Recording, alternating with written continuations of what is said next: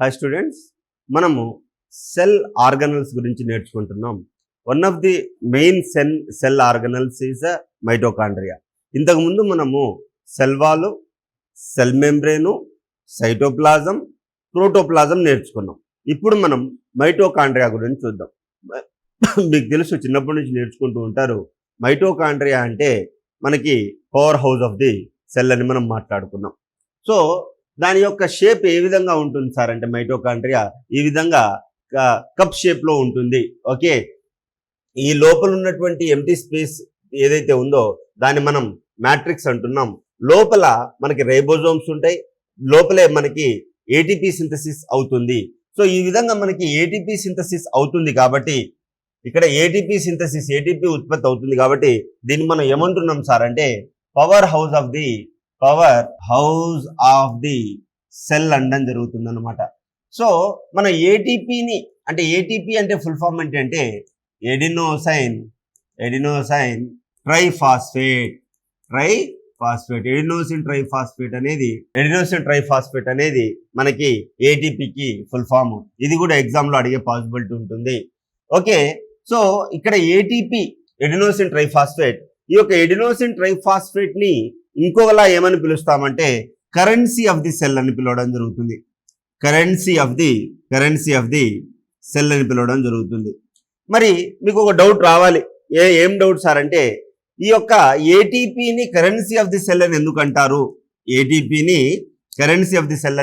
అని మీకు డౌట్ రావాలి. సో ఇప్పుడు చూడండి, ఇక్కడ నేను ఏం చెప్తున్నాను, ఎడినోసైన్ ట్రైఫాస్ఫేట్. ట్రై అంటే ఎంత? 3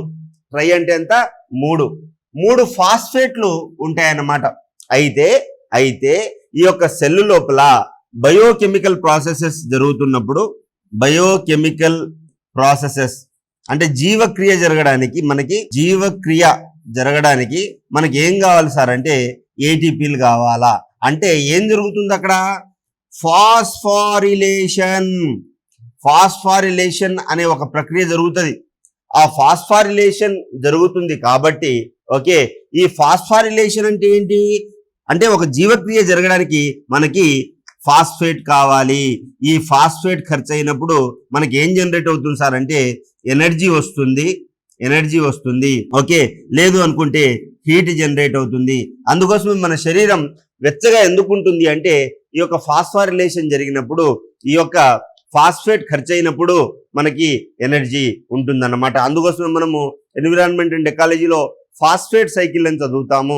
అండ్ మన శరీరంలో కూడా ఫాస్ఫేట్స్ అనేవి ఉంటాయని చెప్పేసి మనం చూడడం జరిగింది. సో ఈ విధంగా ఎక్కడ జనరేట్ అవుతుంది సారయ్య అంటే మనకి మైటోకాండ్రియాలో జనరేట్ అవుతుంది ఏటీపీ అనేది. అండ్ ఇంకొక పాయింట్ మీకు తెలియాల్సిన అంశం ఏంటంటే మన సెల్ మెంబ్రెయిన్స్, ఓకే, మన సెల్ ఆర్గనల్స్ ఉంటాయి చూడండి. ప్రతి ఒక్క సెల్ ఆర్గనల్ డిఎన్ఏ ఉండదు. డిఎన్ఏ ఎక్కడ ఉంటుంది అంటే ఫర్ ఎగ్జాంపుల్ మీకు ఇప్పుడు nucleus it self has a DNA and it is the brain of the cell. You know the nucleus is the brain of the cell and chromosome is the genomic information. ఇది మీకు తెలిసిన విషయమే.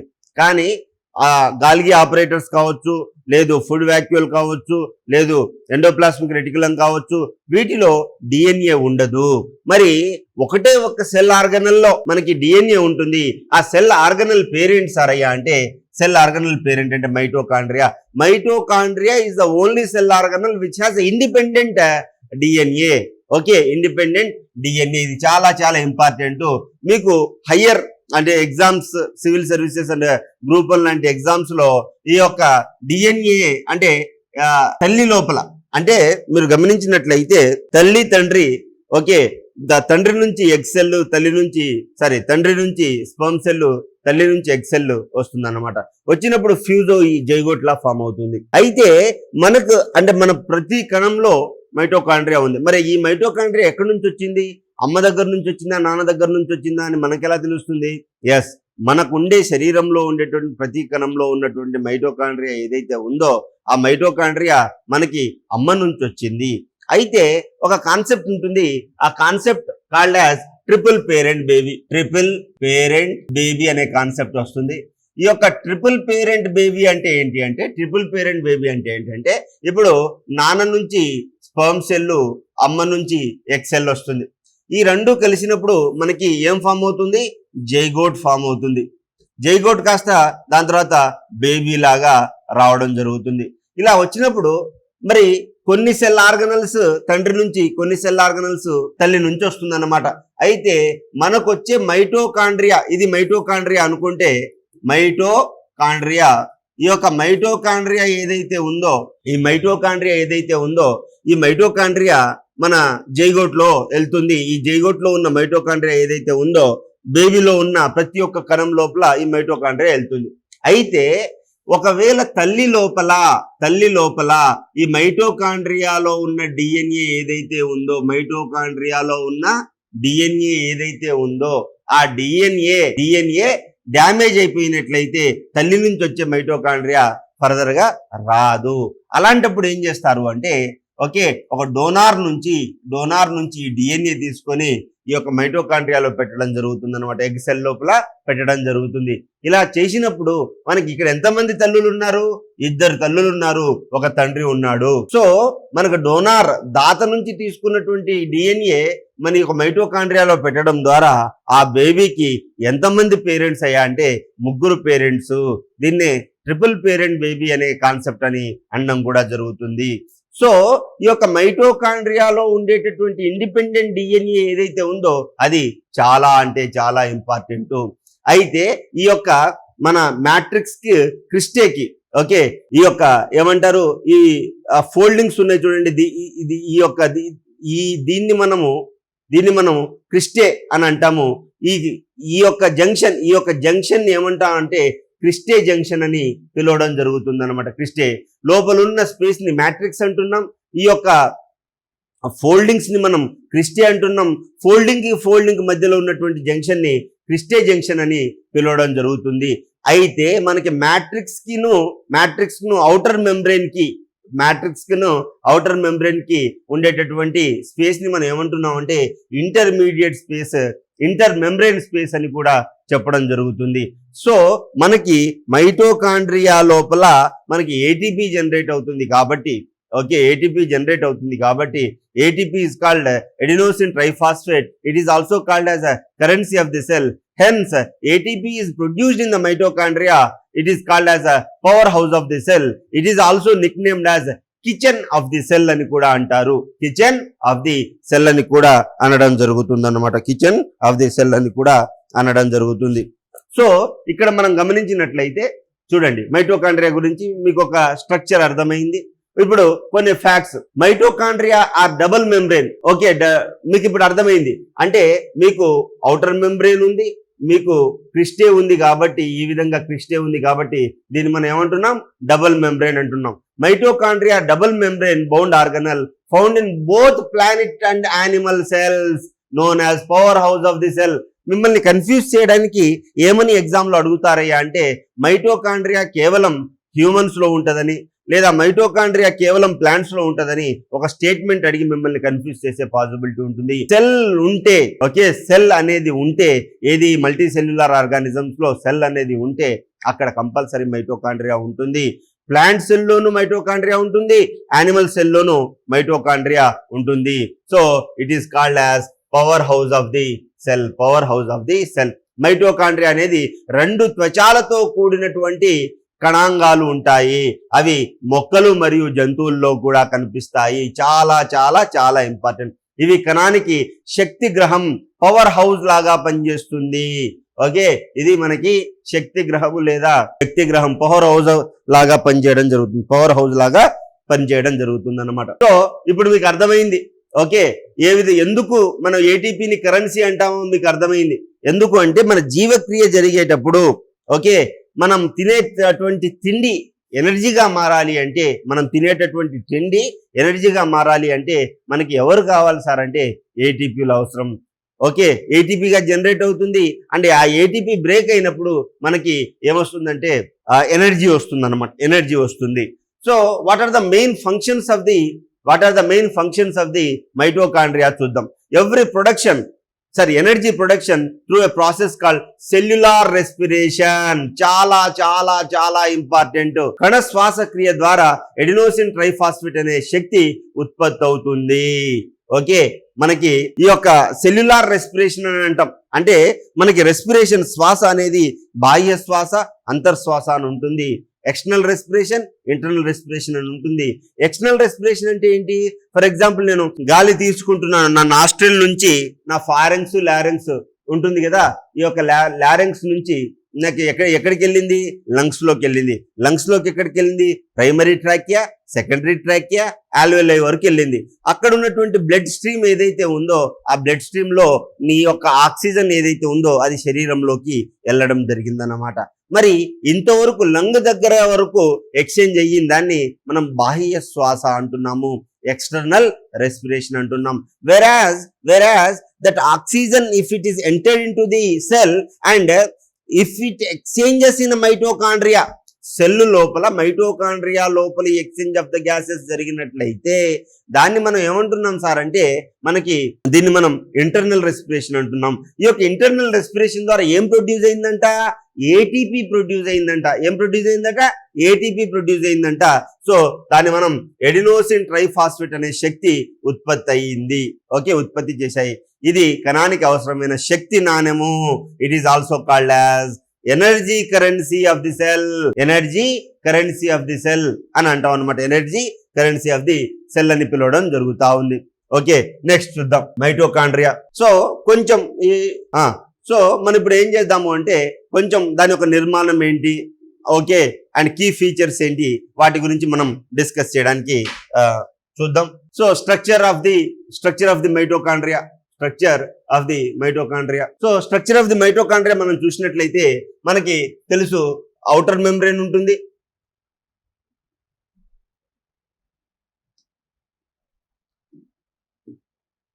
ఇప్పుడు మనకు తెలుసు, మీకు ఇంతకు ముందే చెప్పాను నేను. ఇప్పుడు మైటోకాండ్రియా అంటే ఇది ఔటర్ మెంబ్రేను, లోపల ఉన్నటువంటి క్రిస్టే ఇన్నర్ మెంబ్రేను అని చెప్పడం జరిగింది అనమాట. సో ఔటర్ మెంబ్రేను, బయట త్వచం ప్రొటెక్ట్స్ ది మైటోకాండ్రియా. సో ఈ మైటోకాండ్రియాకు రక్షణ కల్పిస్తుంది. నెక్స్ట్ ఇన్నర్ మెంబ్రేన్, లోపలి త్వచం folded into cristae to increase the surface area. చాలా చాలా ఇంపార్టెంట్ అండి. మీకు డైరెక్ట్ క్వశ్చన్ వచ్చే పాసిబిలిటీ ఉంటుంది. ఫర్ ఎగ్జాంపుల్ మీరు గోట్ కోసినప్పుడు దాని పొట్టపీగులు చూసినట్లయితే, ఓకే, మన స్మాల్ అండ్ లార్జ్ ఇంటెస్టైన్ లోపల మడతబడి ఉంటది. ఇప్పుడు మీరు బోటి కర్రీ అని తింటారు చూడండి, అది లోపల చాలా మడతలు ఉంటది అన్నమాట లోపల. ఎందుకు ఆ మడతలు ఉంటుంది అంటే ఎంత ఎక్కువ మడత ఉంటే అంత సర్ఫేస్ ఏరియా పెరుగుతుంది. ఎంత సర్ఫేస్ ఏరియా పెరిగితే అంత అబ్జార్ప్షన్ ఆఫ్ ద ఫుడ్ పెరుగుతుంది. అండ్ రెండోది, మీరు బోటి అదే ఆ పొట్టబేగులు కడిగేటప్పుడు మీకు లోపల స్ట్రక్చర్ ఏ విధంగా ఉంటుందంటే ఇలా ఉంటుందన్నమాట లోపల. అప్పుడు దాన్ని మనం వేడి నీళ్ళల్లో కొంచెం ఉడకబెట్టి అదంతా పీకుతాం. ఓకే, ఇలాంటి ఫోల్డింగ్ ని ఏమంటామంటే విల్లై అంటాం అన్నమాట. ఓకే, విల్లై అని పిలుస్తాము. సో చిన్నగా ఉంటుంది కాబట్టి దాని పేరు మైక్రోవిల్లై. ఓకే, దాని పేరు మైక్రోవిల్లై. సో ఎగ్జామ్ లో అడుగుతారు, ఎందుకు మైక్రోవిల్లై ఫోల్డెడ్ గా ఉంది అని అడిగే పాసిబిలిటీ ఉంది. ఎందుకు? ఈ మధ్య క్వశ్చన్స్ డైరెక్ట్ అడగట్లేదు, అసర్షన్ రీజన్ లో అడుగుతున్నారు కాబట్టి ఎలా ఉంది? ఫోల్డెడ్ ఉంది. ఈ విధంగా ఫోల్డ్ ఉన్నప్పుడు ఏమవుతుందంటే సర్ఫేస్ ఏరియా పెరుగుతుంది.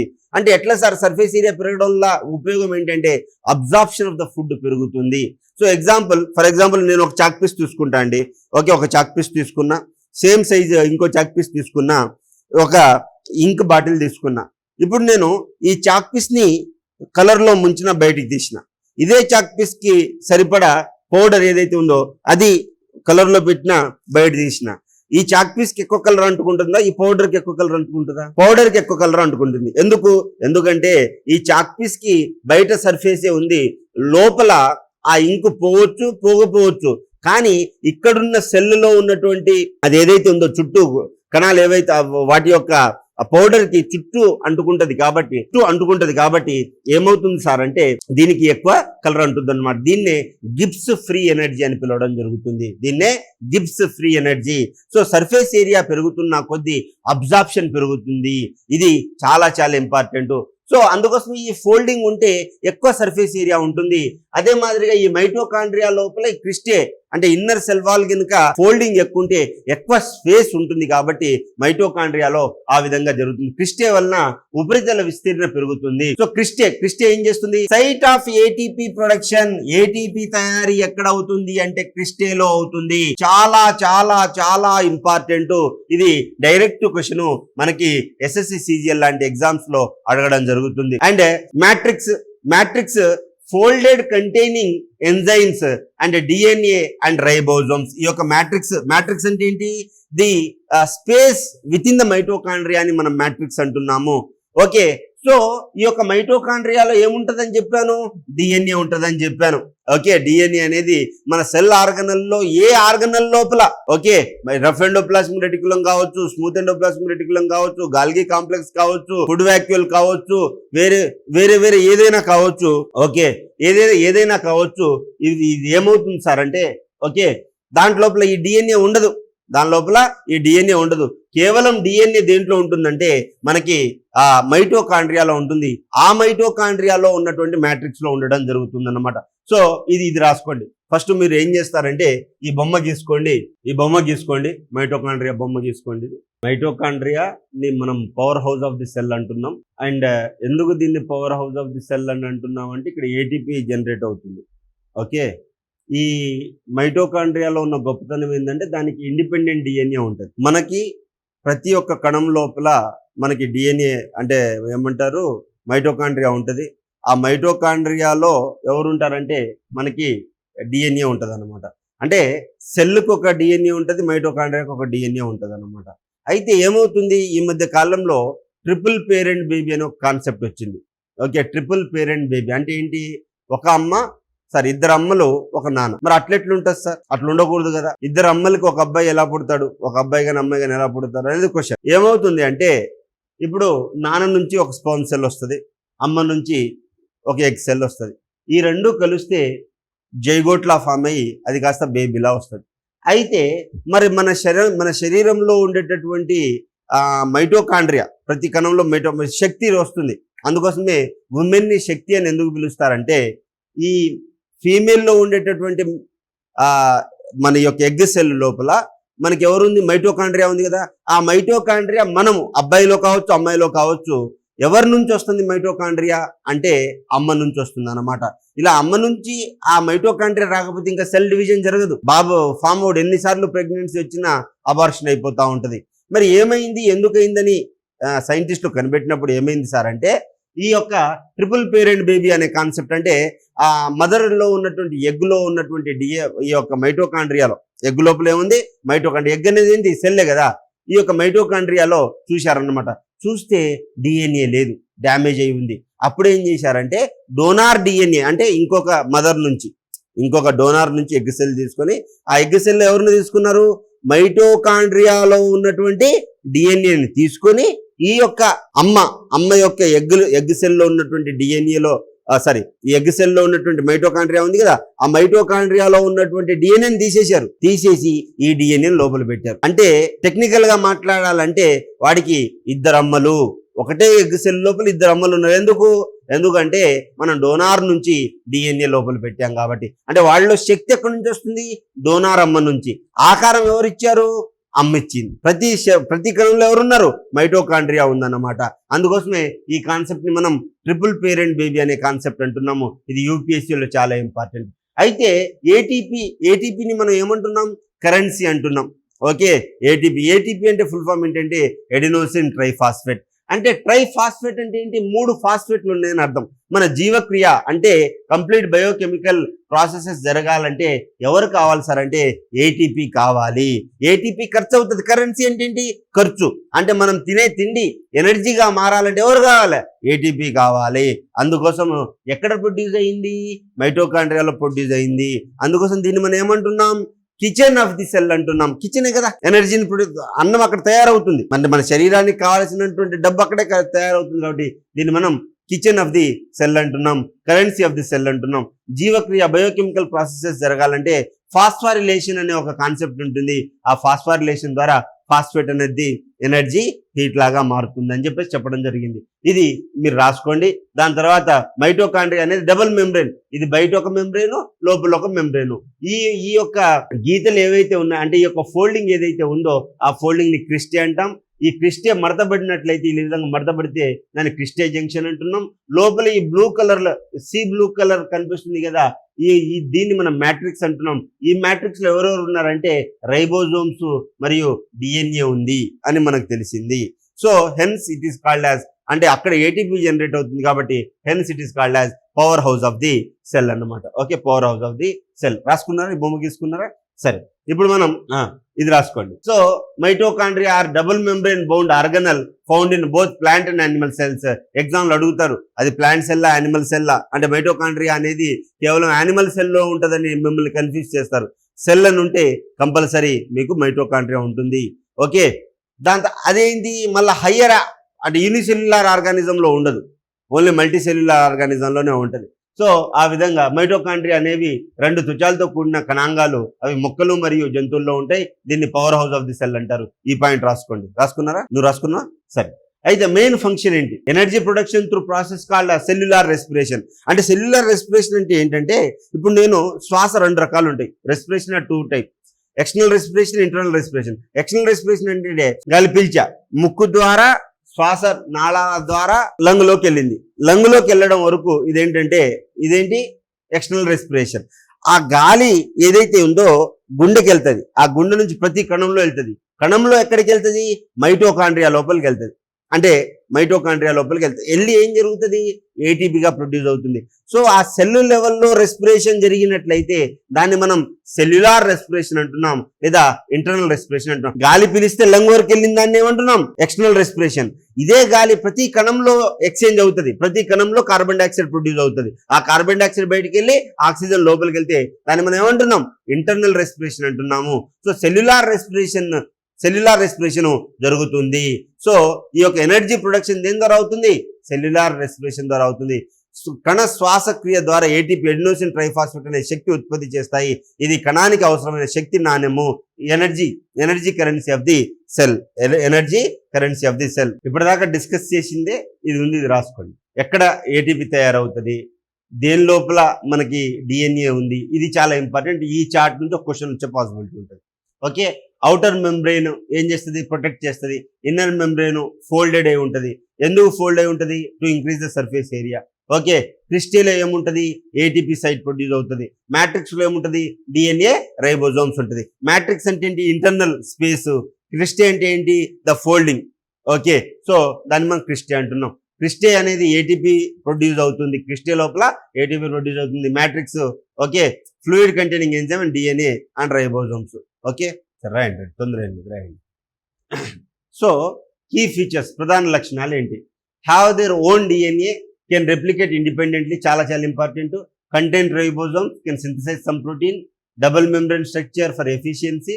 Found more abundantly in cells that requires more energy. Example muscle సెల్స్కి ఏం కావాలా?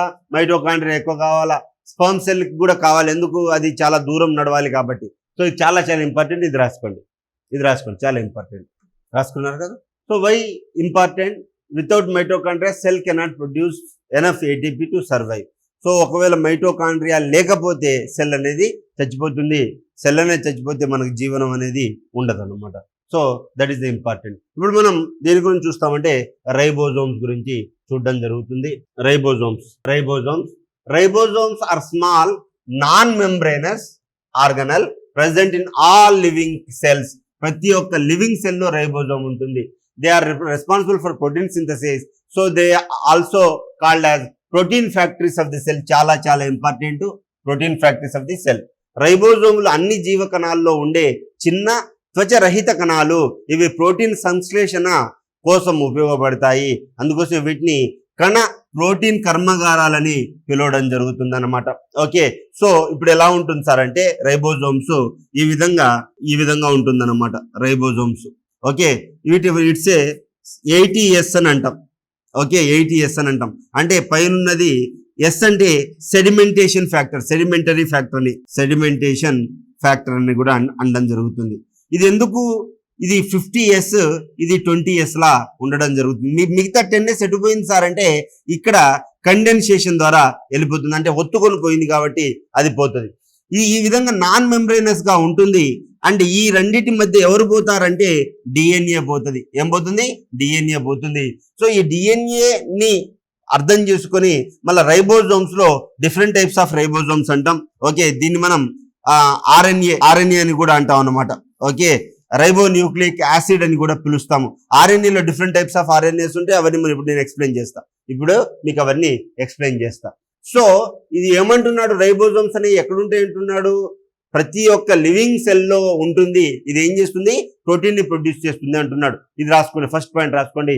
Ribosomes are small non-membranous organelle present in all living cells. They are responsible for protein synthesis. So they can also call the protein factories of the cell. What do they call as? Protein factories of the cell. Very very important. Cell biology నుంచి compulsory 2-3 questions వస్తాయి. అందుకోసం ఇన్ని రోజులు చెప్తున్నాను మీకు. So మనకి ribosome ఎక్కడ ఉంటుంది అనేది లొకేషన్ చెప్తున్నాడు. So found freely floating in cytoplasm or attached to the rough endoplasmic reticulum. అంటే మీకు తెలుసు, ఇలా సెల్ ఉంది అనుకోండి, ఇది న్యూక్లియస్ అనుకోండి, ఇది మనకి రఫ్ ఎండోప్లాస్మిక్ రెటిక్యులం ఉంటుంది కదా. రైబోజోమ్ అనేది ఫ్రీగా ఫ్లోట్ అవ్వచ్చు, లేదా వేటికి అతుక్కోనైనా ఉండొచ్చు. ఓకే, ఇలా అతుక్కోనైనా ఉండొచ్చు. అదే అంటున్నాడు, found freely floating in cytoplasm or attached to the rough endoplasmic reticulum. Cytoplasm లో స్వేచ్ఛగా తేలుతూ లేదా రఫ్ ఎండోప్లాస్మిక్ రెటిక్యులం పై అంటి ఉంటాయి. ఓకే, అంటి ఉంటాయి. ఇది ఆ పాయింట్ రాసుకోండి, ఆ బొమ్మ గీసుకోండి. ఆ పాయింట్ రాసుకోండి, ఆ బొమ్మ గీసుకోండి.